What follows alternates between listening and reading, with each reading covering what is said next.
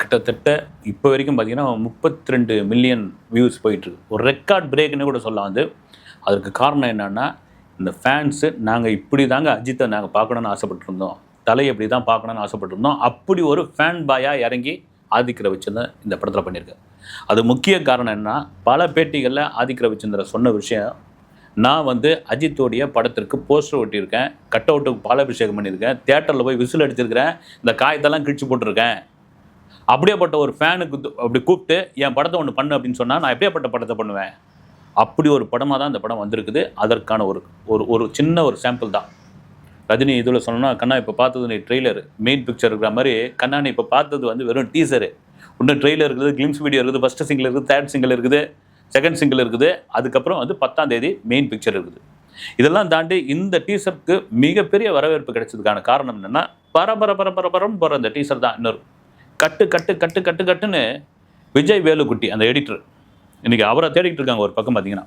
ஏன்னா வலிமைக்கும் துணிவுக்கும் அவர் தான் பண்ணியிருக்காரு, மார்க்காண்டினி படத்துக்கும் அவர் தான் வந்து இது.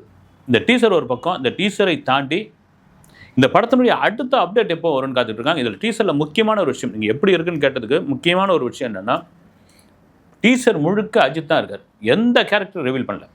ஒரு பிரசன்னா இருக்கார், சுனில் இருக்காப்புல, அப்புறம் பார்த்தீங்கன்னா த்ரிஷா, அர்ஜுன் தாஸ் முக்கியமாக, அப்புறம் சிம்ரன் இருக்காங்களா இல்லையான்னு தெரியல, அது ஒரு சஸ்பென்ஸாகவே வச்சுருக்காங்க. அதெல்லாம் தாண்டி இந்த டீசருக்கு அவ்வளோ பெரிய வரவேற்புக்கான காரணம் என்னென்னா, இது ஏன் அஜித் வந்து இடையில ஏங்க வலிமை, வேதாளம், வீரம், விஸ்வாசம் இப்படிலாம் பண்ணிட்டாரு, இது ஆரம்பத்திலே பண்ணியிருக்கலாமே அப்படின்னு. அதுதான் இந்த டீசருடைய மிகப்பெரிய சக்ஸஸ். ரசிகர்கள் எப்படின்னா, நீங்கள் அந்த டீசரை எனக்கு சென்னையில் ஒரு 3-4 தேட்டரில் போட்டிருந்தாங்க. ரோகிணி தேட்டரில் என்ன பண்ணியிருக்காங்க, முன்கூட்டியே, ஏன்னா பெரிய ஹீரோக்கள் படம், அதனால் வரும்போது ஒரு டீசரோ ட்ரெய்லரோ ஸ்க்ரீன் பண்ணும்பொழுது ஒரு பெரிய அமக்கலாம் அடிதடி இதெல்லாம் நடக்கும். நம்ம நிறைய பார்த்துருக்கோம். திருநெல்வேலியில் ஒரு தேட்டருடைய கண்ணாடியை தூக்கின்னு வந்துடுவாங்க. அது எந்த ரசிகன்னு சொல்ல வரும், அது ரசிகர்களுடைய உற்சாகம். என்ன போட்டாங்க, ஒரு ஆர்டரே போட்டாங்க, நீங்கள் ஏதாவது கலாட்டா பண்ணீங்க, இந்த சீட்டை இதுவிலே நடந்தது, ரோகிணிலே நடந்தது, ஒரு சீட்டை அப்படியே அடிச்சுட்டு தரமட்டமாகிட்டாங்க. அப்படி ஏதாவது பண்ணிங்கன்னா நாங்கள் அதை போட மாட்டோன்னே ஒரு பெரிய வாக்குறுதியை கொடுத்துட்டு உள்ளே போயிருக்காங்க. ஏன்னா அதே ரோகிணி தேட்டரில் தான் ஒரு துணிவு படத்திற்கு நள்ளிரவில் நடந்த சம்பவம், ரோகிணிக்கு வெளியே. அந்த சம்பவத்தினால்தான் தமிழ்நாட்டிற்கு இன்றைக்கி வரைக்கும் ஸ்பெஷல் ஷோ கிடையாது. அதை கண்டிப்பாக உணர்ந்துருப்பாங்க. அவ்வளோ டீசெண்டாக அதை பார்த்துருக்காங்க, வெறித்தனமாக பார்த்துருக்காங்க. அதே தேட்டருக்குள்ளே தான் ஆதிக் ரவிச்சந்திரன் அதை பார்த்துருக்காரு. பார்த்துட்டு ஒரு ஃபேன் பாயாக சொல்லியிருக்காரு. அவங்க எல்லாம் கேட்டுருக்காங்க, தொடர்ச்சியாக நீங்கள் வந்து அந்த படம் பண்ணணும் இவர் கூட, அஜித் கூட அப்படின்பொழுது இந்த நேரத்தில் கண்டிப்பாக வந்து ஜிவி பிரகாஷ் சொல்லியாகணும். ஏன்னா ஜிவி பிரகாஷ் ஒவ்வொரு அப்டேட்டும், எனக்கு தெரிஞ்சு குட் பேட் அக்லிக்கு நிறைய அப்டேட் கொடுத்தது ஜிவி பிரகாஷாக தான் இருப்பார். ஒவ்வொரு அப்டேட் கொடுக்கும்பொழுதும் அது கீழே வந்து யூனிவர்ஸ் அப்படின்ற ஒரு வார்த்தை போடுவார்.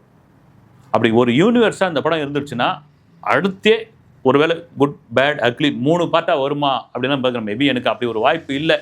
இந்த படம் ஒரு சூப்பர் டூப்பர் ஹிட் ஆகிடுச்சு அப்படின்னா அஜித்தோட மனசே மாறுதுன்னு வச்சுங்க, ரைட்டு தம்பி நீங்களே பண்ணுங்கள் அடுத்து பார்த்துலான்னு. ஏன்னா இதுக்கிடையில் என்னென்னா, இந்த ஒரு வருஷத்துலேயே இதோ பிப்ரவரி 6ஆம் தேதி விடாமுயற்சி, இந்த ஏப்ரல் 10ஆம் தேதி குட் பேட் அக்லி, ஒரு வருஷத்தில் 2 படம். இதுக்கப்புறம் இங்கே யூரோப்பில் வந்து கார் ரேஸில் இருக்கார். அந்த கார் ரேஸ் அக்டோபர் மாதம் முடியுது. அக்டோபர்லேருந்து மார்ச் வரைக்கும் ஒரு கேப்பு. அந்த கேப்பில் யார் கூட படம் பண்ண போகிறாரு அப்படின்ற ஒரு விஷயம் ஓடிக்கிட்டு இருக்குது. எனக்கு தெரிஞ்சு அந்த கேப்பில் யார் கூட படம் பண்ண மாட்டார்னு நினைக்கிறேன். ஏன்னா ரொம்ப காலமாக வந்து பிரசாந்த் நீல் கூட படம் பண்ண போகிறாரு அப்படின்ற ஒரு விஷயம் போயிட்டே இருக்குது. எனக்கு இந்த டீசர் ஓப்பனிங்கே பார்த்தீங்கன்னா எனக்கு கேஜிஎஃப் தான் ஞாபகப்படுது. அந்த கேஜிஎஃப் வில்லன் பேசுகிற டைலாக் தான் வந்து ஏகே வந்து அவன் போட்ட ரூல்ஸையே அவனே பிரேக் பண்ணிட்டு வரான்னா அவன் எதுக்கும் அடங்காதவன் அப்படின்ற அந்த வசனம் இருக்குது இல்லைங்களா, அது அப்படியே ஞாபகப்படுத்துது. ஏன்னா விடாமுயற்சியே மகிழ் திருமேனிக்கு முன்னாடி பிரசாந்த் நீல் தான் பேசப்பட்டது, பிரசாந்த் நீல் தான் பண்ணுற மாதிரி இருந்தது. ஒரு பிரசாந்த் நீல் அடுத்த படத்துக்குள்ளே வந்துட்டா அது கேஜிஎஃப் 3 கூட இருக்கலாம், பெரிய ஒரு வெறித்தனமான ஒரு படமாக நிச்சயமாக இருக்குன்னு மாற்று கருத்து இல்லவே இல்லை. உண்மையிலேயே வந்து பொங்கலுக்கு வந்ததுன்னா அந்த 10 நாள் லீவ் இருக்குல்ல, நீங்கள் இப்போ கூட சொல்கிறாங்க வந்து, நான் கூட பேசியிருந்தேன் வந்து ஏப்ரல் 10லேருந்து 10 ஒரு ஹாலிடே வருது, கவர்மெண்ட் ஹாலிடே, அப்புறம் வந்து ஒரு வீக்கெண்டு சனி ஞாயிறு வருது, திரும்ப பார்த்தீங்கன்னா தமிழ் புத்தாண்டு வருது, அதுக்கப்புறம் மகாவீர் ஜெயந்தி வருது, மறுபடியும் ஒரு வீக் டேஸ் வருது, அப்புறம் புனித வெள்ளி வருது, குட் ஃப்ரைடே வருது. இப்படியே ஒரு லீவு சொன்னாலும் பொங்கல் லீவுன்ட்டு எப்படி தெரியுங்களா, இது சென்னை, கோயம்புத்தூர், மதுரை இது மாதிரி பெருநகரத்தில் இருக்கிறவங்களாம் அவங்கவுங்க சொந்த ஊருக்கு போவாங்க. அந்த 10 நாளில் சொந்த ஊருக்கு என்ன பண்ணுவாங்க, வந்து ஒரு கிராமத்துக்கு போகிறாங்க, ஒரு மிடில் டவுனுக்கு போகிறாங்கன்னா தியேட்டருக்குள்ளே தான் போவாங்க. அப்போ தியேட்டருக்கு போகும்போது ரிப்பீட் ஆடியன்ஸாக போவாங்க, ஃபேமிலி ஆடியன்ஸாக வருவாங்க. இந்த படம் கண்டி ஒரு பொங்கலுக்கு படமாக வந்திருந்ததுன்னா மாபெரும் வசூல் அள்ளி தூக்கியிருக்கும். வந்து தியேட்டருக்காரங்க கல்லா கட்டியிருப்பாங்க. ஏங்க அதுதானங்க அவங்களுக்கு வேணும். வந்து நீங்கள் வந்து ஒரு தேட்டர் வச்சு நடத்துறது பெரிய கஷ்டம். இன்றைக்கி வந்து சம்பளம் கொடுக்கணும், பார்க்கிங் பார்த்துக்கணும், மெயின்டைன் பண்ணணும், அது எல்லாம் ஏகப்பட்டதும் இருக்குது. அவங்க இன்றைக்கி வந்து ஒரு வருஷத்தில் 234 படம் ரிலீஸ் ஆகுதுன்னா அதில் 10 படம் தான் ஓடுது. 10 படங்கள்லாம் போடுவோன்றதுக்காக போடுறாங்க. எத்தனை படங்கள் ஒரு வாரத்துக்கு 7 படம் ரிலீஸ் ஆகுது.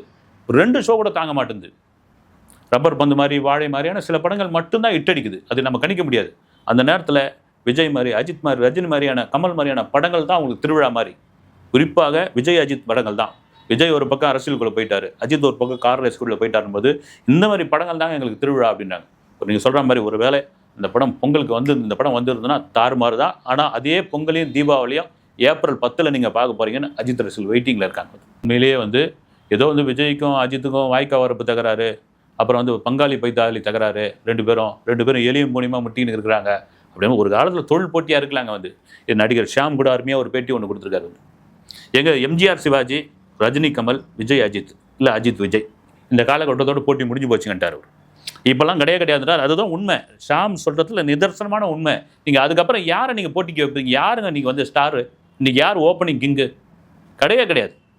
அதனால் ஒரு பக்கம் அவர் வந்து அரசியல் தலைவராக மாறிட்டார். இன்றைக்கி தவேகாவுடைய தலைவர் 2026 அரசியலை எதிர்நோக்கி போகிறாரு. அவர் பார்த்தீங்கன்னா நேஷனல் லெவலில் யார் அவர் கூட கூட்டணி வைக்கிறாங்கன்னு பேசிகிட்டு இருக்காங்க. பிரசாந்த் கிஷோர் வந்து அவருக்கு ஆலோசனை பண்ணிகிட்டு இருக்காரு. அப்படி இருக்கும் பொழுது தலை ரசிகண்டா, தளபதி தொண்டண்டான்னு விழுப்புரத்தில் ஒரு கட் அவுட் ஒன்று வச்சாங்க இல்லைங்களா? அதை தாண்டி விடாமுயற்சி படம் ரிலீஸ் ஆகும்போது அந்தந்த ஊரில் விஜய் ரசிகர்கள் பாராட்டி அதுக்கு ஒரு கட் அவுட் வச்சாங்களே, அது மாதிரி குட்பேட் அகலிக்கு ஒரு பெரிய வரவேற்பை விஜய் ரசிகர்கள் கொடுப்பார். வெளிமாநில வெறித்தனமாக இருப்பாங்க. நீங்கள் நல்லா எனக்கு ஞாபகம் இருக்குது, வலிமை படத்துக்கு காசி தேட்டரில், சென்னை அசோகநகரில் காசி தேட்டரில் 6 மணி ஷோவுக்கு கர்நாடகாவிலேருந்து பைக்லேயே வந்துட்டாங்க பேனரை பிடிச்சின்னு. கன்னடத்தில் எழுதின அஜித் ரசிகர்கள் பேனரை பிடிச்சின்னு தலைப்பாலம் கட்டின்னு வந்து இங்கே அமக்கலம் பண்ணிட்டாங்க. ஆந்திராவில், தெலுங்கானாவில், கேரளாவில், குறிப்பாக நார்த்தில், அதெல்லாம் மீறி ஓவர்சீஸில் இந்த படம் வந்து தமிழ்நாடு ஃபஸ்ட்டு எவ்வளோ கலெக்ஷன் அடிக்கும் அப்படின்னு ஒரு அனுமானம் போய் ஓடிக்கிட்டு இருக்கு. வந்து ஒரு 38-39 கோடி கிட்டத்தட்ட பேசப்படுது. அதெல்லாம் தாண்டி ஓவர்சீஸில், ஏன்னா ஓவர்சீஸ் கிங்குன்ற அளவுக்கு ஆயிடுச்சு. நீங்கள் துணிவு படம்லாம் பார்த்தீங்கன்னா ஓவர்சீஸில் இதெல்லாம் எங்கே பார்த்தாங்கன்னாங்க. ஓவர்சீஸில் ஒரு பெரிய கலெக்ஷன், குறிப்பாக ஃபேமிலி ஆடியன்ஸ்.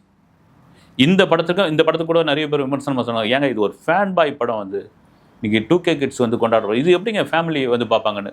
ஒருவேளை இந்த படத்தில் அடல்ட் கண்டென்ட் இல்லை, ஒரு மோசமான வசனம் இல்லை, இந்த டீசரில் வந்து ஒரு வார்த்தையை பேசுகிறாரு, அது தேவை தான். அதெல்லாம் இல்லாமல் ஃபேமிலி டச்சோட ஒரு விஷயத்தை, ஒரு சென்டிமெண்ட்டை ஒன்று பண்ணியிருந்தான்னு வச்சுங்க, இந்த படம் ஃபேமிலி ஆடியன்ஸை கொண்டாடுவாங்க. ஒரு பெரிய வரவேற்பு வெளி மாநிலங்களில், வெளியூர்களில், வெளிநாடுகளில் இந்த படத்துக்கு இருக்கும். இல்லை ஆக்சுவலாக இதை ஜட்ஜ் பண்ணவே முடியல. வந்து என்ன சொல்கிறது, இது ஒரு ஃபேண்டசி படமா, ஒரு கேங்ஸ்டர் படமா, எதுன்னே நம்மளால் வந்து ஒரு டீசரை பார்த்து, ஒரு 1.5 நிமிஷம் டீசரை பார்த்து நம்ம எதையுமே சொல்ல முடியாது. அதுக்கப்புறம் நிறைய கிளிம்ஸ் வீடியோ இருக்குது, அப்புறம் ஃபர்ஸ்ட் சிங்கில் இருக்குது, செகண்ட் சிங்கில் இருக்குது. ஒருவேளை ட்ரெய்லர் வரும்போது இது எந்த மாதிரியான ஜானர் நமக்கு தெரிய வரும். ஆனால் முழுக்க ஒரு ஃபேண்டசி படம், ஒரு கேங்ஸ்டர் படம், அது ஒரு டார்க் கேங்ஸ்டர் படமாக கார்த்திக் சுப்ராஜ் கூட சொல்லியிருக்காரு. அது ஒரு பக்கா டார்க் கேங்ஸ்டராக வந்து எனக்கு தெரிகிறாரு அஜித் அப்படின்னு. அப்படி இருக்கிறதுக்கான வாய்ப்பு இருக்குது. இதை வச்சு நம்ம எதையுமே கணிக்க முடியாது. ஆனால் ஃபேன்ஸுகளுக்கு ஒரு கொண்டாட்டமாக இருக்கும், அது மட்டும் கண்டிப்பாக தெரியுது. நிச்சயமாக வந்து 3 விதமான கெட்டப்னு பேசிக்கிட்டு இருக்காங்க. அதாவது 3 விதமான கேரக்டர் இல்லை, 3 விதமான ரோலு.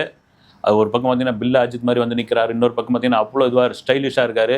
குறிப்பாக அந்த சட்டையெல்லாம் பார்த்தீங்கன்னா போட்டுட்டு வராரு, அந்த கலரான சட்டை, அப்புறம் அந்த டாட்டூ குத்திட்டு வர அவ்வளோ படம் உடம்பு முழுக்க. கண்டிப்பாக இந்த டாட்டூலாம், ஏன்னா சால்ட் அண்ட் பெப்பர் லுக்கில் வந்தப்போ நிறைய பேர் வந்து அந்த லுக்குக்கே மாறினாங்க, தலைமுடியை வச்சுக்கின்னு. அதே போல் இந்த வீரம் படத்தில் மீசை வச்ச உடனே அதே போல் அந்த கடரங்கா மீசை வச்சுக்கின்னு வந்தாங்க. வந்து இந்த கெட்டப்லாம் மாற்றுவாங்க. இப்போ இந்த டாட்டூலாம் வந்து மேபி குத்த மாட்டாங்கன்னு நினைக்கிறேன். உடம்பு முழுக்க குத்திருக்காரு, குத்தவும் முடியாது, குத்தவும் கூடாது. வந்து அதுவே அவங்க வரைஞ்சது தான். மேபி அது கூட ஒரு விஷயமா அவங்க வந்து சொல்லுவாங்கன்னு நினைக்கிறேன். எல்லாம் தாண்டி அந்த சட்டை வந்து ஒவ்வொரு காலகட்டத்திலையும் ஒவ்வொரு சட்டை ஃபேமஸ் ஆகும் இல்லைங்களா? அந்த சட்டை எவ்வளோன்னு தேடிக்கிட்டு இருக்காங்க. அது கூட பார்த்தீங்கன்னா 1,80,000 ஒரிஜினல் சட்டை. அது நிறைய ஒரு மார்க்கெட்டில் வந்துடும். வந்து ஃபேன்ஸு அந்த ஃபஸ்ட்டு எனக்கு தெரிஞ்சு பார்த்தீங்கன்னா கன்னியாகுமரியில் ஒருத்தர் வந்து சோஷியல் மீடியாவிலே போட்டிருந்தார். நிறைய டிஷர்ட்டுங்களை பிரிண்ட் பண்ணி ரொம்ப சீப்பான விலைக்கு, 100 ரூபா, 80 ரூபா. நீங்கள் யாராவது ஃபஸ்ட் ஷோ இதை போட்டு போகணுன்னு நினச்சிங்கன்னா எங்களை கான்டாக்ட் பண்ணி, எந்த வியாபார நோக்கம் இல்லைன்னு. அந்த அளவுக்கு அஜித் ரசிகர்கள் கொண்டாட ஆரம்பிச்சிட்டாங்க. விஜய் சொல்லிட்டார், வந்து ஜனநாயகம் தான் என்னுடைய கடைசி படம், நான் வந்து முழு நேரம் அரசியலுக்குள்ள போயிட்டேன்னு.